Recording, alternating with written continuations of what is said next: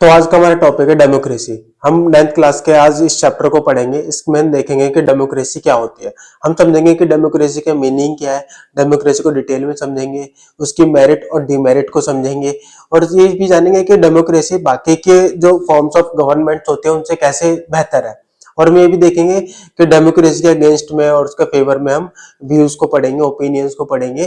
तब जाके हम एज ए होल हम समझ पाएंगे कि डेमोक्रेसी अच्छी है या बुरी है।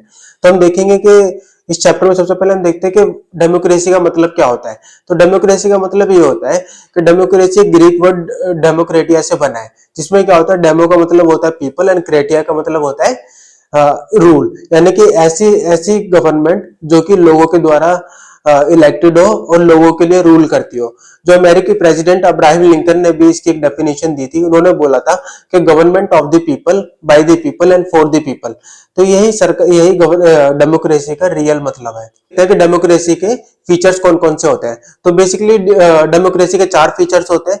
पहला जो इंपॉर्टेंट फीचर्स होता है कि सभी मेजर डिसीजंस होते हैं जो कि हमारे इलेक्टेड गवर्नमेंट द्वारा लिए जाते हैं। जैसे कई सारी सरकार होते हैं, वहां पे किंग्स द्वारा लिए जाते हैं, कहीं कहीं मिलिट्री जो हेड होता है उसके द्वारा लिए जाते हैं, जैसे कि पाकिस्तान में होता है। तो वो डेमोक्रेसी नहीं है। जैसे इंडिया में डेमोक्रेटिक जो डिसीजंस होते हैं जो कि हमारे इलेक्टेड गवर्नमेंट द्वारा लिए जाते हैं, सभी बड़े फैसले, वो एक रियल डेमोक्रेसी मानी जाती है।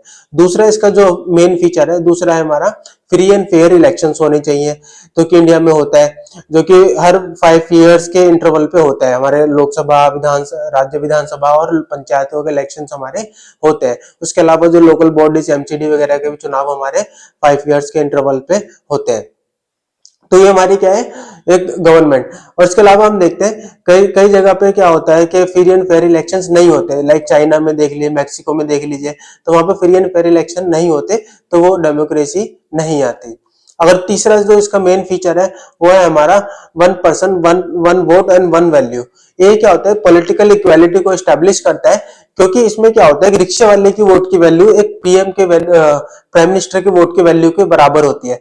तो इसलिए इसको माना जाता है कि ये हमारे पॉलिटिकल इक्वालिटी को एस्टेब्लिश करता है और एक अच्छी बात भी है।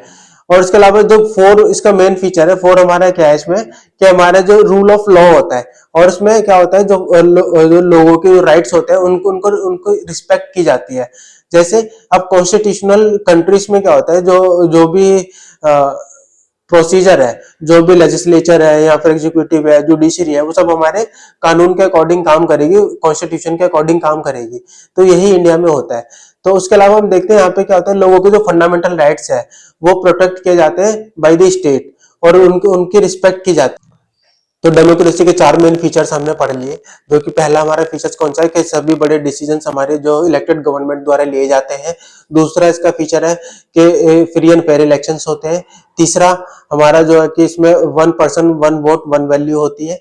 और फोर्थ जो है हमारा लास्ट में, वो है हमारा रूल ऑफ लॉ और द रिस्पेक्ट ऑफ राइट्स। अब हम इसके आगे जब हम आगे बढ़ते हैं तो वाई डेमोक्रेसी। अब अगला क्वेश्चन है कि डेमोक्रेसी क्यों।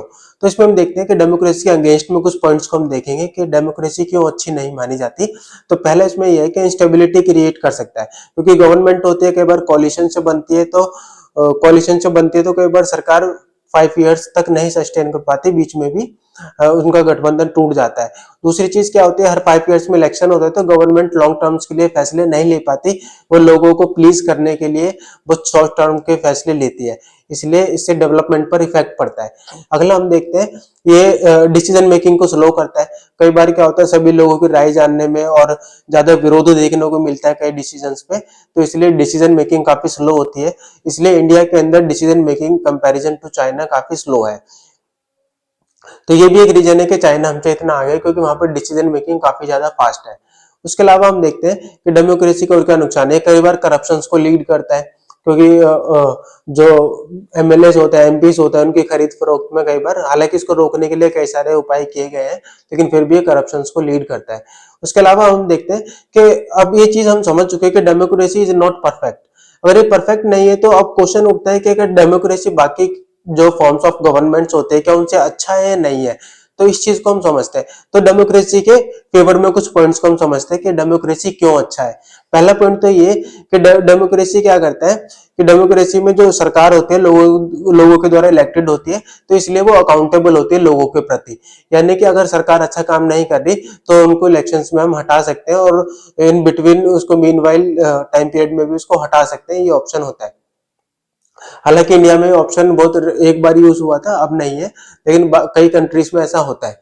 उसके अलावा हम देखते हैं कि ये डिसीजंस को बहुत इंक्लूसिव बनाता है। लाइक हमारी जो न्यू एजुकेशन पॉलिसी 2020 आई थी, तो उसमें हमने सारे जो स्टेक होल्डर्स थे, स्टूडेंट्स हो चाहे टीचर्स हो चाहे ऑफिसर्स हो लीडर्स हो, सभी को इंक्लूड करा था और पब्लिक डोमेन में भी उस लॉ को लाया गया था। तो इस डिसीजन को काफी इंक्लूसिव बनाता है, तो उसकी सक्सेस रेट ज्यादा होती है और लोग उससे सेटिस्फाई होते हैं। इसका अगला इंपॉर्टेंट पॉइंट है, ये लोगों की डिग्निटी को मेंटेन करता है, लोगों के फंडामेंटल राइट्स को प्रोटेक्ट करता है। और इसके अलावा हम देखते हैं कि इसमें जो कॉन्फ्लिक्ट्स होते हैं, जो कई सारे रिलीजियंस, कास्ट, जेंडर्स के बेसिस पे जो कॉन्फ्लिक्ट्स होते हैं, उनको ये पीसफुली रिजॉल्व करता है। ये इसका एक इंपॉर्टेंट पॉइंट है। तो इस प्रकार हम देख सकते हैं कि डेमोक्रेसी एक अच्छी अच्छी फॉर्म ऑफ गवर्नमेंट है। तो आज के समय में ज्यादातर देशों में डेमोक्रेसी है और इसके एक फॉर्म है जो कि रिप्रेजेंटेटिव डेमोक्रेसी है। और इंडिया जैसे कंट्रीज में रिप्रेजेंटेटिव डेमोक्रेसी का प्रचलन है, जहाँ पे एक स्पेसिफिक रीजन से एक लीडर चुनकर जाता है और वो संसद में या फिर पार्लियामेंट में जाके लॉ मेकिंग का काम करता है और एग्जीक्यूटिव का काम करता है।